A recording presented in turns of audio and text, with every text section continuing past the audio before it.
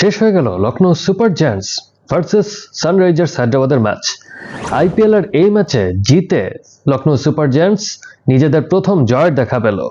প্রথম ম্যাচে তারা হেরে গিয়েছিল, তবে দ্বিতীয় ম্যাচে এসে তারা জয়ের দেখা পেয়েছে। তবে সানরাইজার্স হায়দ্রাবাদের এবারের আইপিএল সিজনটা খুব একটা ভালো যাচ্ছে না। 3টি ম্যাচ তারা ইতিমধ্যে খেলে ফেলেছে। প্রথম ম্যাচ রয়্যাল চ্যালেঞ্জার্স ব্যাঙ্গালোরের কাছে তারা হেরে গিয়েছিল, দ্বিতীয় ম্যাচে অবশ্য ঘুরে দাঁড়িয়েছিল কলকাতা নাইট রাইডার্সকে হারিয়ে। তবে তৃতীয় ম্যাচে এসে লখনৌ সুপার জায়ান্টসের কাছে তারা 5 উইকেটের ব্যবধানে হেরে গিয়েছে। ম্যাচের ফলাফল আসলে প্রথম 6 ওভারের মধ্যেই নির্ধারিত হয়ে গিয়েছিল। প্রথম 6 ওভারে লখনৌ সুপার জায়ান্টস করেছিল 53 রান 1 উইকেটের বিনিময়ে। অন্যদিকে সানরাইজার্স হায়দ্রাবাদ প্রথমে ব্যাটিং করতে নেমে 22 রানে হারিয়ে বসে 3টি উইকেট, এবং এই 3টি উইকেটের মধ্যে 3জনই ছিলেন তাদের প্রথম সারির 3জন ব্যাটসম্যান। ঈশান কিষান, অভিষেক শর্মা এবং ট্রেভিস হেড শুরুতেই ফিরে গিয়েছিলেন। লখনৌ সুপার জায়ান্টস শুরুতে দারুণ নিয়ন্ত্রিত বোলিং করেছে। পুরো ম্যাচ জুড়েই তারা দারুণ এবং নিয়ন্ত্রিত বোলিং করে গিয়েছে। মোহাম্মদ শামি ইনজুরি থেকে ফিরে এসে তার ফুল রিদম ফিরে পেয়েছেন, সেটি বলাই যায়। কারণ মোহাম্মদ শামি 4 ওভারে দিয়েছেন মাত্র 9টি রান, নিয়েছেন 2টি উইকেট, এবং সেই 2টি উইকেটও যদি দেখেন আপনারা, এই 2টি উইকেটের মধ্যে তার 2টি উইকেটের শিকার ছিলেন অভিষেক শর্মা এবং ট্রেভিস হেড। সানরাইজার্স হায়দ্রাবাদ আসলে এদের উপর ভরসা করে থাকে।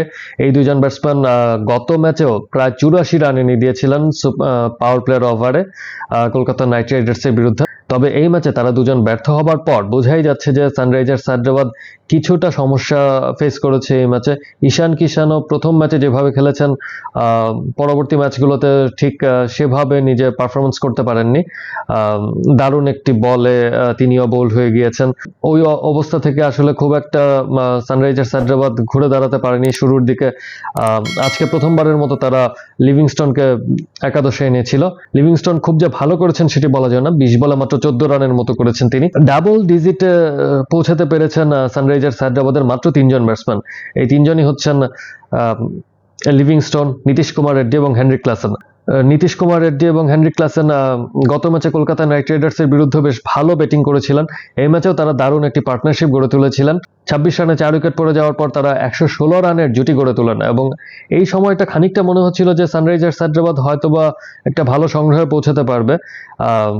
যদিও তারা থেমেছে 156 রানে, তবে ওই সময়টা তারা যখন ব্যাটিং করছিলেন তারা খুবই আগ্রাসী ব্যাটিং করেছেন। প্রায় 10 ওভারের মধ্যে 116 রানের মতো পার্টনারশিপ গড়ে তুলেছিলেন তারা দুজন। প্রায় মাঠের চারপাশেই তারা দুজন শট খেলেছেন। নীতিশ কুমার রেড্ডি 50 করার পর আউট হয়ে যান 19তম ওভারে, এবং তখন হয়তোবা ধারণা করা হচ্ছিল যে হেনরিক ক্লাসেন ইনিংসটাকে আরেকটু এগিয়ে নিতে পারবেন, কিন্তু হেনরিক ক্লাসেনও আসলে তার পরের বলেই আউট হয়ে যান। শেষের দিকে লখনৌ সুপার জায়ান্টসের আবেশ খান দারুণ বোলিং করেছেন। তিনি ওই সময় 2টি উইকেট নিয়েছিলেন, হ্যাট্রিকের সম্ভাবনাও জাগিয়ে তুলেছিলেন। শেষ পর্যন্ত লোয়ার অর্ডারের ব্যাটসম্যানরা সানরাইজার্স হায়দ্রাবাদকে খুব একটা ভালো স্কোর এনে দিতে পারেননি। তারপরে 156 রান শুরুর সেই অবস্থার নিরিখে বলতে গেলে মোটামুটি একটা সংগ্রহ ছিল। তবে আইপিএলে আমরা দেখতে পাচ্ছি যে প্রতি ম্যাচেই 200 রানের মতো হচ্ছে, 200 রানও সেফ না। সেই জায়গায় 156 রান খুব একটা বেশি ছিল না, এবং আসলে খুব বেশি ছিল না সেটা প্রমাণিতও হয়েছে। ইনিংসের শুরুতে Lucknow super giants Mitchell Marsh এবং আইডেন মার্করামের কারণে দারুণ একটি ওপেনিং জুটি পায়। তারপর মিচেল মার্শ আউট হয়ে যাওয়ার পর কিন্তু অধিনায়ক ঋষভ পান্ত এসে বেশ অ্যাঙ্করিং একটি রোল প্লে করেছেন।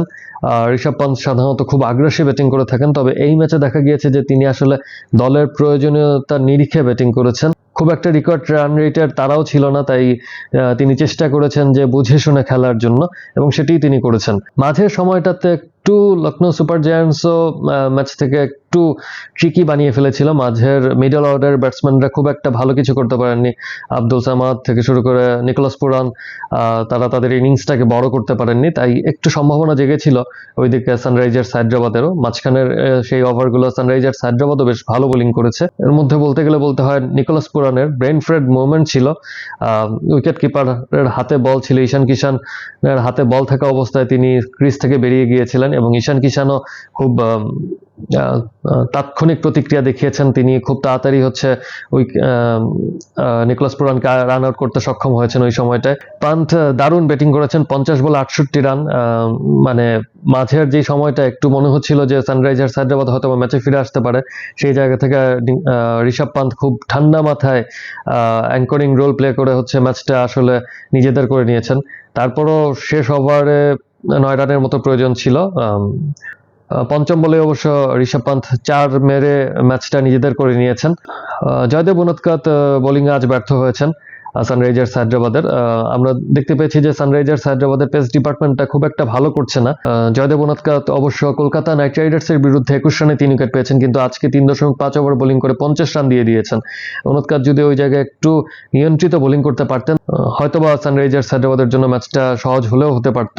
অন্যদিকে হর্ষল প্যাটেল দারুণ বোলিং করেছেন, তবে ঈশান কিষান কেন হর্ষল প্যাটেলকে 4 ওভার বোলিং করার সুযোগ দেননি এটি একটু ভাববার বিষয়।